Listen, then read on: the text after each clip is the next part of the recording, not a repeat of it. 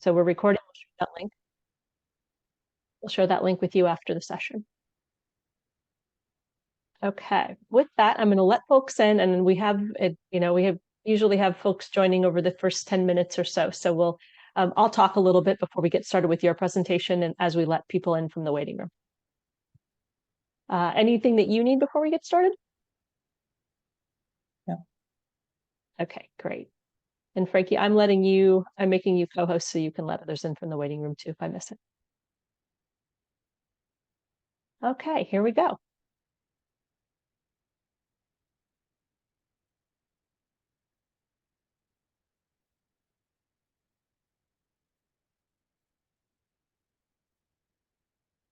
Hi, everybody. Thank you so much for joining us today. We're letting folks in from the waiting room, so let's give us a moment before we get started.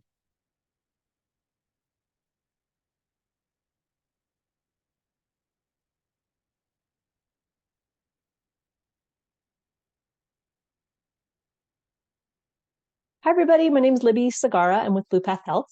We are the eConsult work group. If you are this is the first time you've joined our group, we welcome you. This is a group that is free and open to anyone who's interested in supporting providers and patients with access to care through electronic consult. So just a quick overview of our agenda in a moment as we let people in from the waiting room.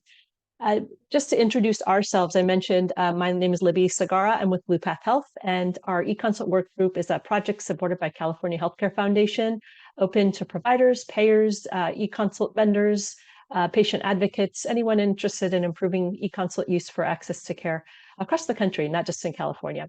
So if you wouldn't mind, just take a moment, use the chat, introduce yourself and your organization. That would be very helpful as we see some new names on our call today. Thanks to those of you who have joined for the first time. If you are joining because of our featured or our spotlight program, we're featuring Rhode Island eConsult this month. Really excited to have Paul Larson and Kathy Newman on, and we'll introduce them momentarily. We'll do a little bit of intro and background. Thanks to anyone who can take a moment to introduce themselves in the chat. We'll lead off with our spotlight on Rhode Island. We'll open up with for some Q&A at the end of Dr. Larson and Kathy's presentation. So please do use that chat anytime throughout their presentation if you have questions for them. And as they're done speaking, we'll take some time to encourage some discussion. Since we usually have a pretty big group on, we appreciate if everyone could stay on mute during the presentation. You're welcome to take yourself off camera, off mute after our featured presentation for the day. So if you're new to our group, we talk on a monthly basis about best practices in eConsult use, implementation, really with the goal of expanding reimbursement, utilization, access to eConsult across the country. So our group's been around for about 8 years. So the eConsult work group has been supported by California Healthcare Foundation and our other sponsors for many years now. And it's just been great to see this group grow.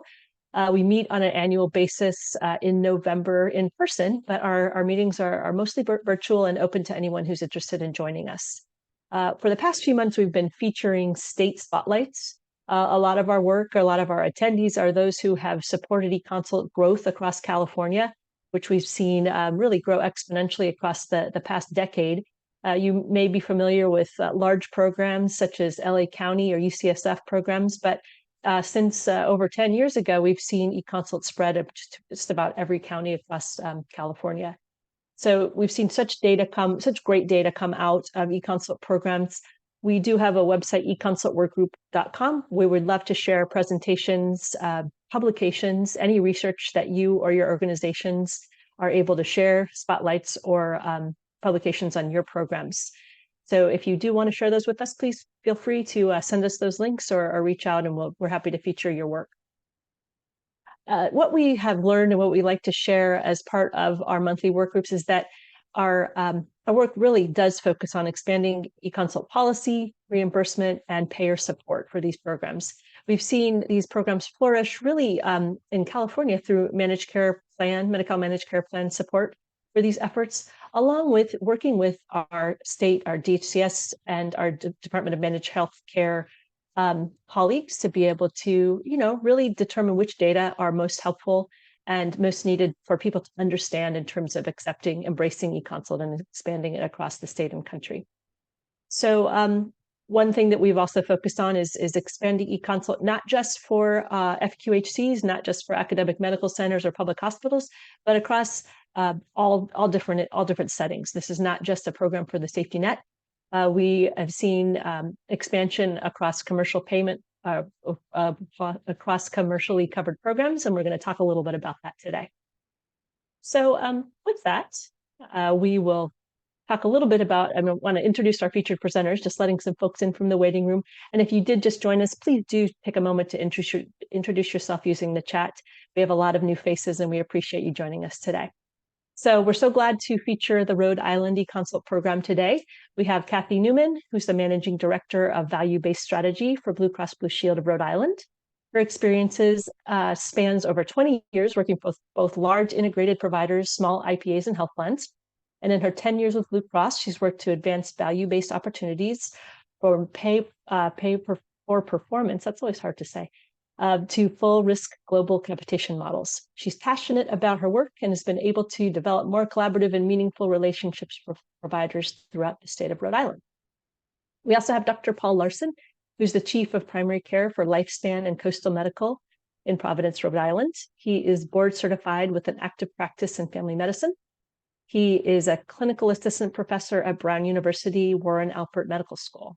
Collaborating with CTCRI and AAMC, Dr. Larson is the institutional lead for implementation of the AAMC Core eConsult and Enhanced Referral Management Program at Lifespan. He co-chairs the CTCRI PCP Specialist Oversight Group, Clinical Strategy Committee, and is a CTC board member.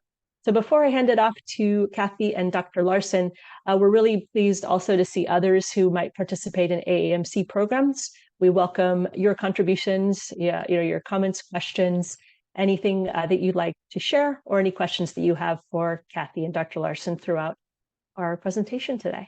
So with that, I'm going to hand off to our presenters. And feel free to just let me know when to advance the slides. Go ahead, Kathy and Dr. Larson. And thank you so much for having us. We're really honored to be with you today and to share the great work that we've enjoyed doing here in Rhode Island. In addition to representing our own organizations, as you see with Lifespan and Blue Cross Blue Shield, Kathy and I work together with an organization that we'll share more about, and you heard a little bit about in the intro to bio with the Care Transformation Collaborative. And we'll highlight that just a little bit because we're representing a collaborative team. So even though you're going to hear our voices today, we're really representing on behalf of a much larger team that has worked together across the state, and we're pretty excited about that collaboration. Any additional words, Kathy, before we jump into some of these slides? I would just say I'm very excited to be here and talking about eConsults with the group and share our experience, and hopefully you will have the same experience in your particular areas as well. Mm-hmm. Very good. So I know this is kind of not a one-on-one level class for you guys. You know the context of eConsults and what we're trying to achieve, but I do like to just kind of bring it back and remind everyone what the big picture is as we often get into the weeds on the development of the program. There really are significant challenges between collaboration and communication between primary care and specialist services. This is not just in Rhode Island and California, but in many, many locations. And so often our patients suffer from poor communication and coordination between the healthcare system, poor access to the specialty care, and a wide variety of care. Go ahead, next slide. And so often the communication between specialists and primary care often lack that clear clinical question. And that's a detriment to both parties, but also to the patients that we serve. And we want to try and minimize the fact that it's just an administrative task. We want to try and align primary care evaluation with the specialist needs. And so that when patients do interact with the specialist, that specialist has the required information to be able to provide a high value service to the patient. And then a longitudinal co-management agreement is often lacking. And so we lack the coordination between deciding, as a primary care provider myself, who's taking ongoing responsibility for the care of that patient. Is it the responsibility of the specialist or is it the PCP? And the eConsult platform gives us an opportunity to communicate with each other as to what the preferred follow-up is going to be at a individual patient level. Next slide. And so We're excited today to share more about how we've implemented this in the context of a collaborative effort that has been active across Rhode Island for many, many years now. But the Care Transformation Collaborative is a group that's convened by regulatory agencies, the Executive Office of Health and Human Services, and others across the state. But what we have done is, with multi-payer funding, of which Kathy and Blue Cross Blue Shield have been key there, is to engage with CTCRI and engage the AAMC. So we have partnered with the American Academy of Medical Colleges and their core program to implement e-consults as a clinical strategy to improve primary care and specialty collaboration and alignment on value. And so the goal there is to really support statewide adoption, including exploring the health information exchange for non-EPIC EHR users. So on that phrase, I'll come back much later to go into much greater detail about how we're doing that. But the CTC and the implementation of e-consults in Rhode Island includes collaboration between all the health plans, so United, Blue Cross Blue Shield, as Kathy is representing, and Tufts, and then two particular systems of care. So Lifespan, for whom I'm representing, in collaboration with Brown Physicians, which is affiliated, and then Integra Community Care Network, and the Care New England affiliation there. And so that lists two large systems of care across the state. And it allows us to work across both systems of care to implement e-consults in our respective instances of EPIC, and to try and interface the related electronic health records. But it's all done with the partnership and support of the payers across the state. And then both the systems of care, the regulatory agencies, the health plans, all sit together around the table, the virtual Teams table, at the Care Transformation Collaborative. And the CTC, as convened by these regulatory agencies, has, as I'm describing, very broad stakeholder engagement and participation. And one of their committees is a CTCRI Core Oversight Committee. And that collaborative, multi-stakeholder engagement allows us to get lots of different perspectives and input in implementing e-consults at both systems of care with the support of AAMC consultants and the payers as well. And so that allows us to facilitate the program goals, template development, specialty engagement, the outcome measurements and the metrics that we're following, and payer engagement strategies for the funding is all possible because of direct collaboration between systems of care as supported by this oversight committee and the relevant stakeholders from across the state. So I'm just parking on this slide just a little bit because the strength of this collaboration has really enabled our program to thrive in the state. And if we weren't able to have this kind of stakeholder engagement from multiple parties, the adoption and implementation would have been much hampered. Next slide. So the large goal, of course, is not new to any of you, but we're trying to achieve in timely access to specialty care and improve quality and experience for both the patients and the providers involved, enhance the primary care comprehensiveness. So, of course, as e-consults, the responsibility for implementing the plan is retained by the PCP, but to control the costs. So we're reducing low value or unnecessary in-person referrals to the specialty services. And the next slide. So I won't go through this in detail because you know the kind of the technical framework of e-consults, but the big picture here, as we've implemented it in our relevant EPIC instances.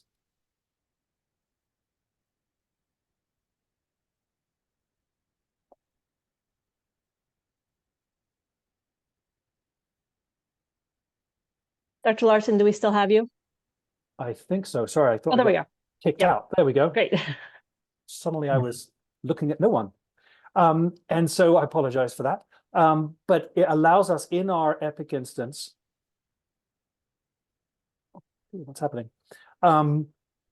To have a framework by which we can capture that question that is implemented, that is placed by the PCP. It routes, of course, electronically to the consultant who is able to do a review of the chart and based on their expert knowledge, provide a valuable response to the PCP that is then routed back to the inbox in EPIC in LifeChart for the PCP. It does, of course, not engage in in-person evaluation, and no ongoing relationship with the patient and the specialist is. But we do have commitment to respond within 3 days, and we do focus on those low acuity issues. Our system is allowed so that if the consultant feels that it's really too complex a question, they can automatically convert it to a traditional referral with no additional work by the PCP. Next slide. So at Lifespan, specifically, we've been able to implement with 11 departments so far. You can see over the last year and a half, it's kind of staggered as we've worked with different specialty departments that have expressed interest, as well as the PCPs that have requested access to particular departments that are high yield. We're actively working with 5 additional departments right now that are listed on the right. This is actually across affiliated organizations as well. So Lifespan, as Brown Physicians Incorporated as well, is actually an affiliate organization, but not but with access to the Epic instance as well. So we've been quite successful in our adoption of new departments. Next slide. And then just a little view. So we're still a new program. The volume here is a little bit low, partly because the referral base when we first started was small. So because of the way our primary care was structured, we had access initially to only a small primary care referral base. But the adoption in that, although the volume here will look very small to many eyes, it actually represents a quite high percentage of engagement of available PCPs. Recently, at the beginning of February, about 2 months ago, we actually went live with Coastal Medical, which is the largest primary care group in Rhode Island that was acquired by Lifespan about 2 years ago, and subsequently over the last year has adopted and transferred from ECW to the Epic platform. And so now our referral base over the last 2 months has now increased dramatically, and we expect this to have a significant impact on our e-consult volume. Go ahead, next slide. This just gives you an idea of the departments that receive the highest volume. Clearly, cardiology is a pretty common one, benign hematology coming up pretty second. All of these departments provide a very high value service. So the volume is not necessarily reflective of the quality of the response, but simply based on the clinical indications by the PCP. But we do have a high value, high volume of engaged departments. I'll go ahead and next slide. Just to show you in our experience, these are kind of performance metrics for the overall program, but we do have a less than 7% conversion rate and less than 5% decline. And so for the most part, this reflects the fact that the PCPs are placing high value questions that the consultants are able to respond to without converting or declining the question, which is quite a valuable metric. The next slide just shows you that the consultants are very generous in their response. Not only are they providing a high value educational response to the PCP question, but they do it in a timely manner. They do commit to less than 3 days. However, the vast majority of consultants are responding within 24 hours and frequently the same business day. And so it's not uncommon that an e-consult might be placed in a morning clinical session and the PCP will have received a response during the afternoon session, whereby they can actually implement the plan as discussed and recommended and communicate that back to the PCP. And so they're very generous in their response time. Next slide. As expected, you can see that the consultants spend anywhere between 10 to 15 to 20 minutes on their reply. And this is really as anticipated, as CMS prices it around 20 minutes. And in our data, this is reflected as well. Some consultants are a little bit more efficient in their use of smart phrases and standardized text in the reply. Others spend a little bit more time. But on the whole, it's for the most part 20 minutes. And then the next slide just shows you in the context of Rhode Island, we continue to engage with all of the relevant payers that are in our state. We have excellent collaboration with Blue Cross Blue Shield, who provides the service with no cost sharing, so there's no copay to the patient there. The vast majority of other payers do have various levels of copay. But in our verbal consents to the patients, we do emphasize that the e-consults in general are going to be significantly more cost effective than an in-person referral, which is frequently the alternative. And so next slide. We continue. We have only been live with claim submission for a very brief time, only this month, in fact. And so prior to that, we were supported by the Care Transformation Collaborative in a grant that was supported by regional payers. And so it was the payers that really saw the value and wanted to help and assist the system of care in implementing this. So for about 2 years, we have been payer grant supported through CTC and subsequently now transitioning over to payer claim submission. This slide is just giving experience just at lifespan as our physician experience survey that is a 2-question survey that they get and complete following the receiving the e-consultant specialist response. 100% have been very satisfied or satisfied with the response that the consultant provides, and this reflects the high value. And as someone who reads a large number in a kind of quality assurance of those responses, it's very educational, and the consultants are very generous in their instructions. And 60% of the consults would have been traditional referrals, which is important clearly to the payers, but it's important to all of us as far as improving access to the specialty services for our patients. For those patients that really do need to be seen by the consultants, it's important that their schedules not be taken up by patients that won't necessarily need to be seen. And so these are relatively lower acuity questions that don't require a physical exam, and 60% would have been traditional referrals. So it's nice to be able to avoid that as we can. But as I mentioned, we do have a high level of primary care engagement for those PCPs that do have access to the platform. So 87% of eligible PCPs have actually completed at least one e-consult, and 20%, so 1 in 5, actually use it on a monthly basis. So we've been very pleased with that. And as I alluded, Coastal Medical coming on board with about 150 PCPs, we're expecting that to have a significant impact over the subsequent 6 months on our e-consult volume. And then we do have some ongoing engagement. In fact, next slide was just at lunchtime today. So we have monthly co-management conferences. We began our 2024 series today at lunchtime, in fact, with cardiology. And that's a great time to get all the primary care together, discussing directly with the representatives from the specialty department. That allows us to talk about better ways of communicating and collaborating with the specialists and the way in which e-consults facilitate that. And then, of course, that's a CME. We produce newsletters to give updates and introduce new departments, and then have the relevant support documents for the PCPs as well on the technical tip sheets for EPIC and FAQs, and a patient brochure that they can provide for patient education.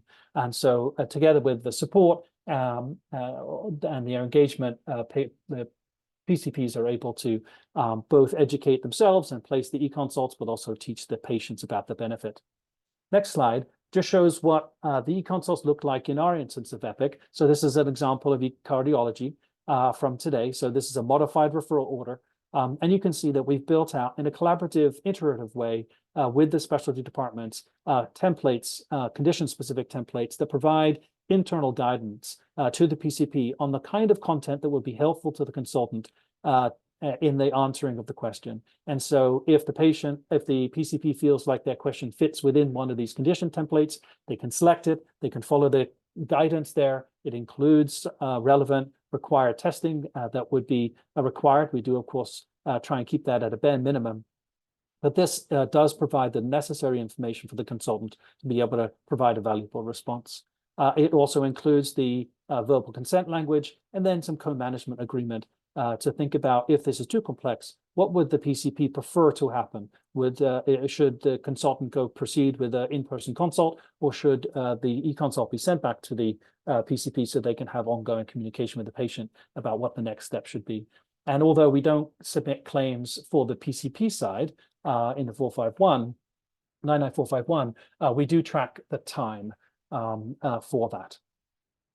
And the next slide. So one of the things that we're quite excited about as we move in is our opportunity to move outside of our host EHRs and work with the CTC collaborative with the different stakeholders that we have across the state to think about, how do you provide e-consult services to both primary care providers who are working on a multitude of different electronic health records, with specialists that also may be working on different electronic health records. So we can take this outside of the walls of EPIC and provide services to the large number of community PCPs who may not be within our networks, as well as the specialist departments that may actually not sit within our host institutions. And so right now, it's limited to each systems of care instance of Epic. However, an interoperable solution is necessary to facilitate that. And so we did look into existing solutions. You guys may be well aware of Epic Air Link, and then, of course, Arista MD. There are others, but we looked at those vendor platforms, and they didn't quite meet the workflow requirements that we were looking for because of the requirement to pivot to a third-party platform outside of the host EHR. And so what we've done is collaborate and engage with the Rhode Island Quality Institute, who is the organization in our state that hosts the HIE, which we call current care.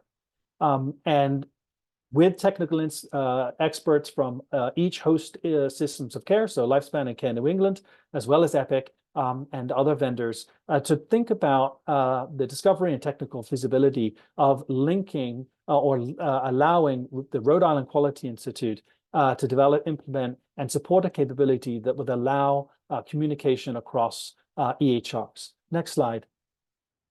Don't worry about the names on the slide, but I just wanted to illustrate the fact that we're trying to have broad stakeholder engagement across the state. So you can see the different organizations that I've alluded to already that are very active in the state and participating in this program. So the different supporting agencies at CTC and AAMC, as well as the implementing health information exchange for the state, the Rhode Island Quality Institute, the two systems of care, Lifespan and Integra, and then an external partner that is a very well structured and well-run federally qualified health system that is external to our system on a different electronic health record, but would still benefit from the specialty expertise that lives within the systems of care special departments.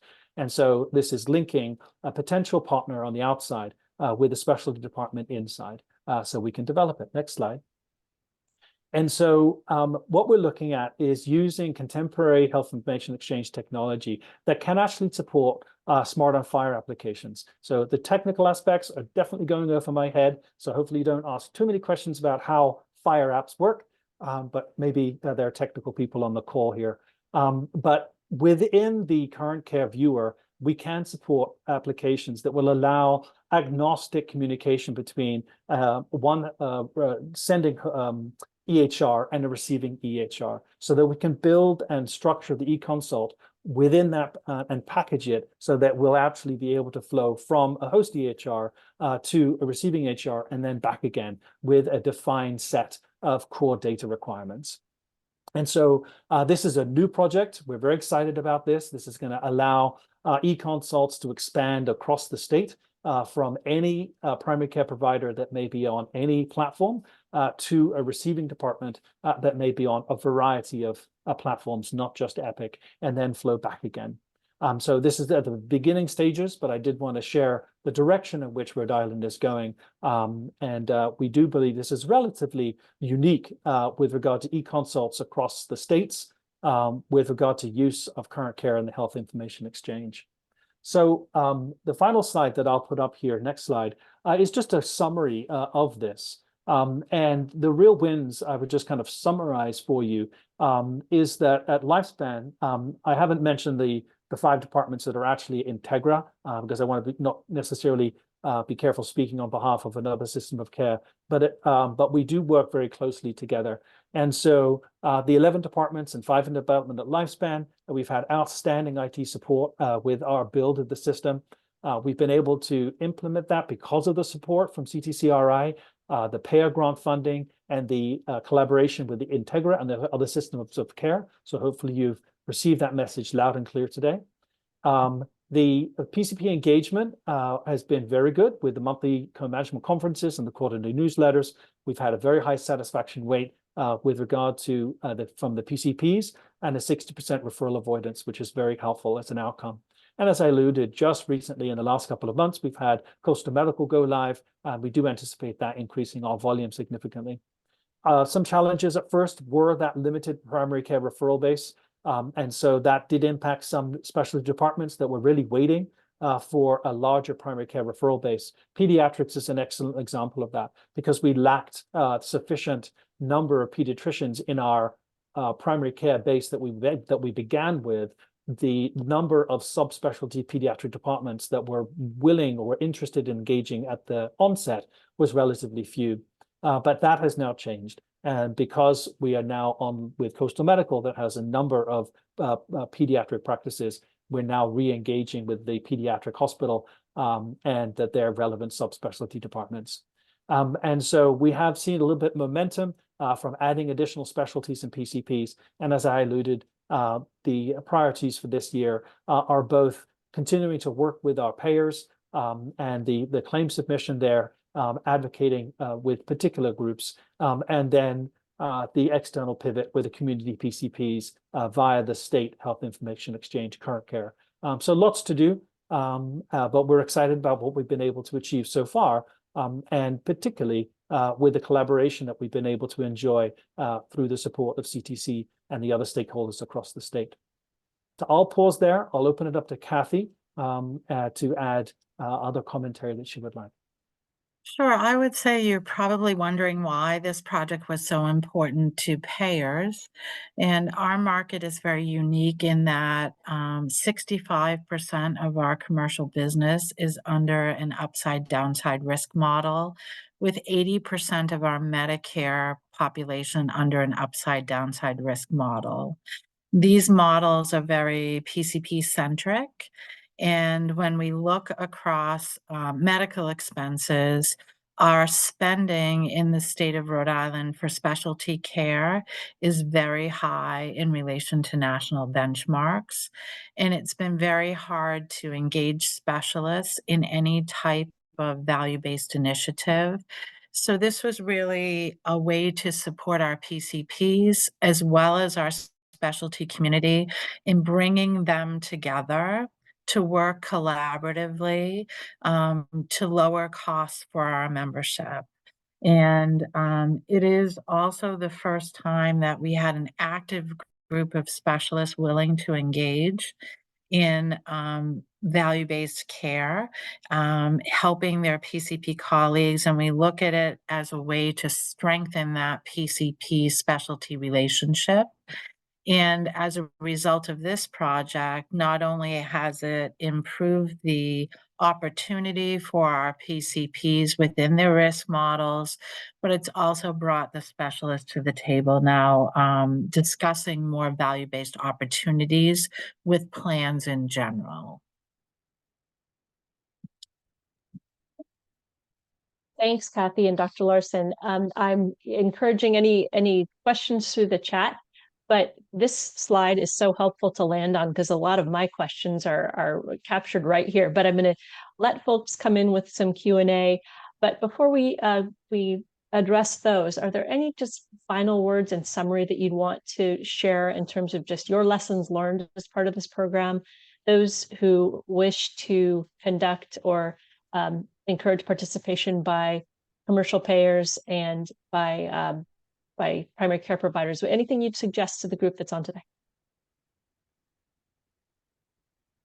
Well, I would say from my perspective as kind of a responsible implementer for the system of care, collaborating with other systems of care in your region that are also interested, as well as across the country that have previously actually had experience. So because we were supported by consultants from EMC Core, we really had insight from other systems that were ahead of us and learn from their best practices. And so that was particularly helpful for us as we thought about different approaches to take.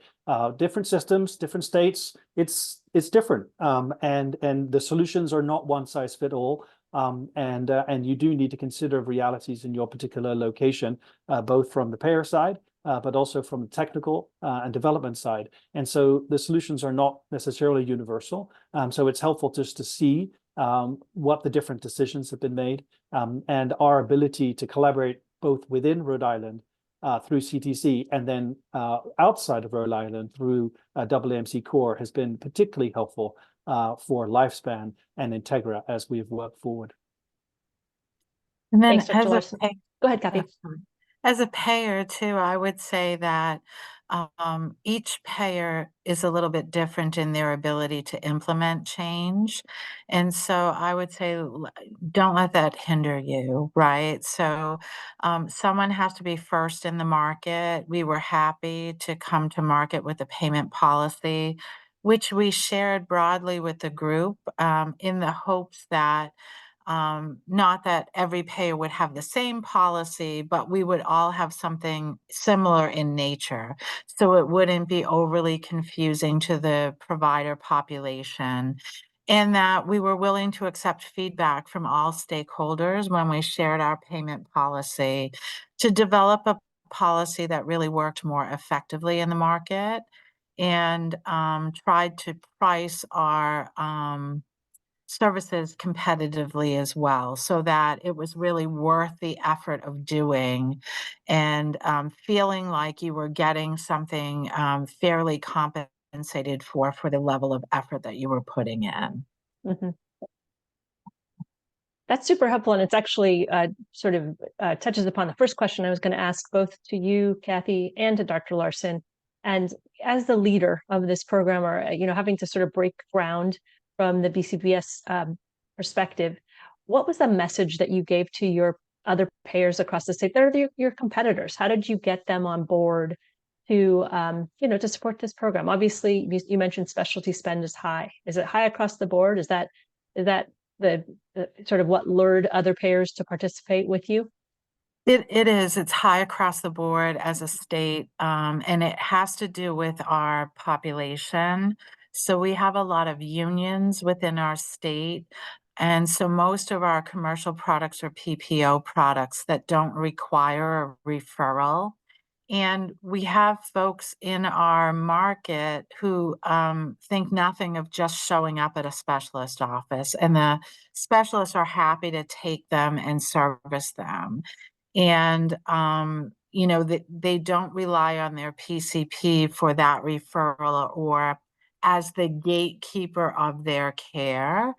And so sometimes they show up at a specialist inappropriately where they really don't need specialty care.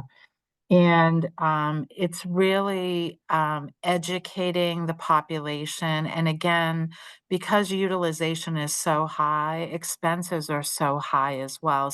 So when we're out trying to sell our products and our competitors are also trying to sell their products, our premium is based upon our costs.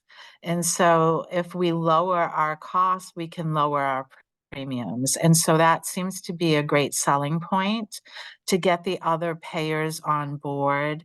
And again, I think it's competitive in the way that you don't want your competition having an edge up in that provider relationship that may want them to do business or convert more members to your product versus theirs because you have something they don't. So to the extent that we can all offer the same types of services, is great. I mean, we were happy to waive all of our copays. Not all of our competitors could do that. And there are reasons for that aren't easily solvable, but I see in the future that many of them will look to waive those copays as well. Mhm. The flip side of my question to you, Kathy, is for Dr. Larson. So when you're working with providers who see patients who are commercially covered, um, as you alluded to, both of you did, that they could just refer their patients out and they may get a specialty visit without too much of a challenge. Perhaps there's a wait time, but Dr. Larson, what do you do to encourage primary care providers to participate in this program, although it may take a little bit of extra time for them to do any consult? It's primarily, it is still the access. So although costs, and especially in the value contracts, are an important factor, to the PCPs, the bigger issue is the access to the specialty expertise. So it is true that the access is actually quite constrained, and the delays and the wait times are quite considerable to many of the departments. Some of the departments will get patients in very well, And yet those specialty department schedules can still be bloated by patients that don't necessarily need to be seen. And so they work very hard to get the patients in, as you know, in a timely manner.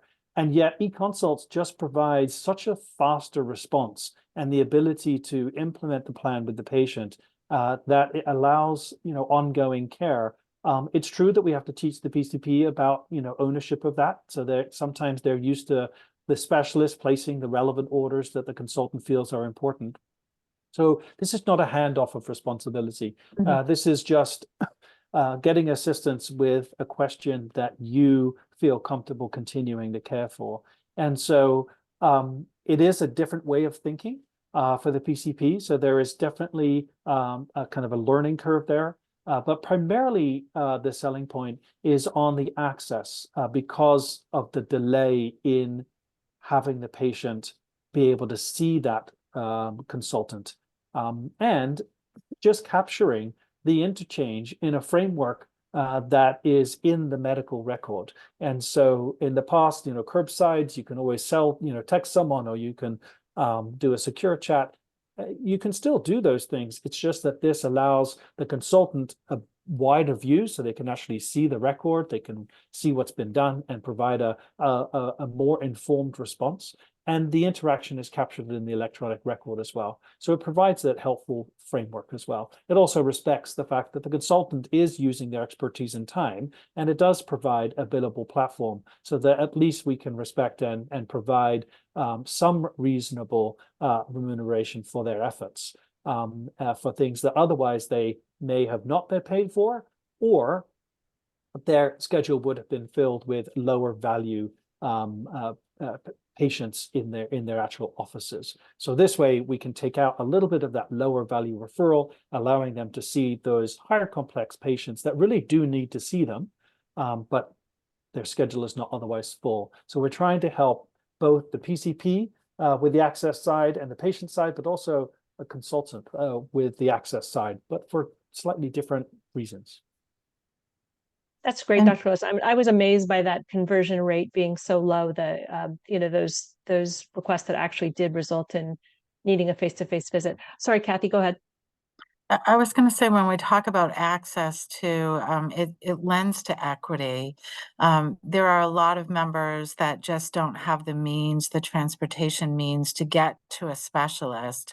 So to the extent that we can remove that barrier by, again, having this e-consult and having the PCP being able to manage that care effectively and avoiding just another visit that they might miss, is very critical. Thanks, Kathy. A question came in from Julia that I think is, we wanted to step back a little bit. This is so much information, I know, for everybody, and such valuable data, but stepping back to the beginning about how the CTC came about, perhaps you can touch upon that, either Kathy or Paul. How important has that convening power been to your partnership work and success on eConsults? Let me ask Kathy to speak to the first part of that, and maybe I can speak to the latter.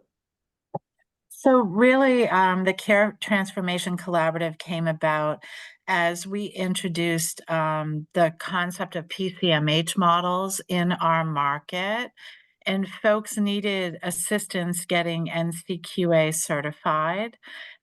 So they had resources that would come in the way of care management resources that would round in practices, especially those independent practices that weren't affiliated with a system, and really offer them some assistance until the plans started to step in and also offer that infrastructure assistance that would allow them to hire the nurse care manager resources that they needed for that project.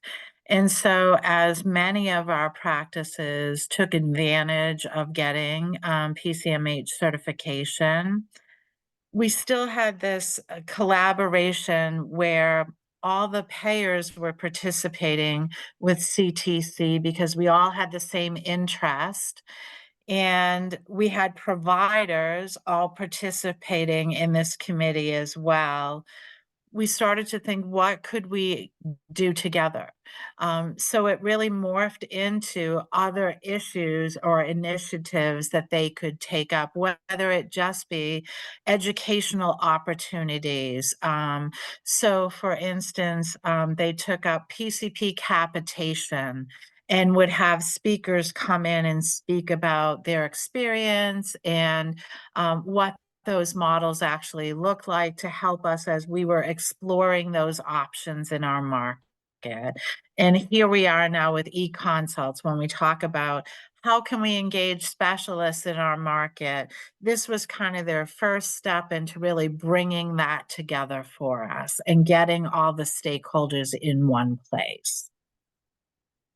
That's helpful. And Dr. Larson, do you want to add to that? Yeah, I would add, in the context of what I was sharing earlier, where the Care Transformation Collaborative is convened by state regulatory agencies, but they really have brought the relevant stakeholders from all systems of care, the payers across the state in a very wide net. And are very open with regard to participation. eConsults is just one of a growing and quite long list of projects that the CTC is engaged with to help advance healthcare and primary care across the state. And so when we're talking about bringing these relevant payers together, Lifespan and Integra are otherwise two competitive systems of care in a relatively small state. But here we are sitting at the same table talking about how do we make care better for our patients across the state. And to get two systems of care sitting at the same table with the insurance companies and two different systems of care and the regulatory agencies all sitting together talking about, what are the different things that we can do to make healthcare better in our state. That's a pretty powerful group.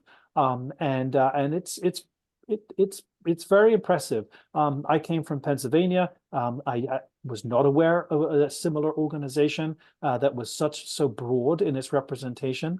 And then coming to Rhode Island, seeing this otherwise convened organization that had actually a quite extensive history of successful implementation of projects. And to be able to work together, it has been key. And so the fact that the AAMC core team was really engaged by CTC rather than one system of care or the other allows the systems of care both to work together and to share and collaborate information. Whereas, AAMC core is not working for one or the other of the organization. They're working with and in collaboration with an outside agency that is over all of the health systems of care. So clearly participation is voluntary from any group, and yet it's a table that's worth sitting at because your colleagues across the state are all working on best practice and bringing care transformation across the state. And so it's been key. That's great, Dr. Larson. It is so unique to have an academic medical center, a provider group, a plan sitting together to make this work. And we are really happy to be able to profile this for the group. And we want to get this up on our website too, so that everyone can read more about it. There was a good question. Julia asked another question. Back at the beginning, I think you mentioned, and Kathy mentioned too, that there was payer and grant funding to get this started up. Can you give any specifics around where the funding support came to get it kicked off? Kathy, do you want to provide color there? Sure. So I think that, in hiring AAMC, CTC doesn't have a budget to afford initiatives such as that. And so they asked members that sit at the table, being the payers, would we support this initiative? And all of the payers say that they would, and it's not split evenly amongst us. Usually how we split money is based upon our market share, so our membership within the market, and we pay a fair share based upon our membership. So they actually have our membership numbers, they do the allocation, just like all of the plans also fund the CTC organization as well. They come up with a budget every year. And again, we're allocated a portion of that budget based upon our membership. Makes sense. Thanks for clarifying. That's super helpful. There were a couple questions that came in or comments that came in through the chat that I wanted to make sure that we took a moment to acknowledge. Dr. Yee, who is joining us from LA County, has been an advisor to us for many years, a subject matter expert and a leader of eConsult across California. Dr. Lee, did you have any questions or comments that you wanted to add?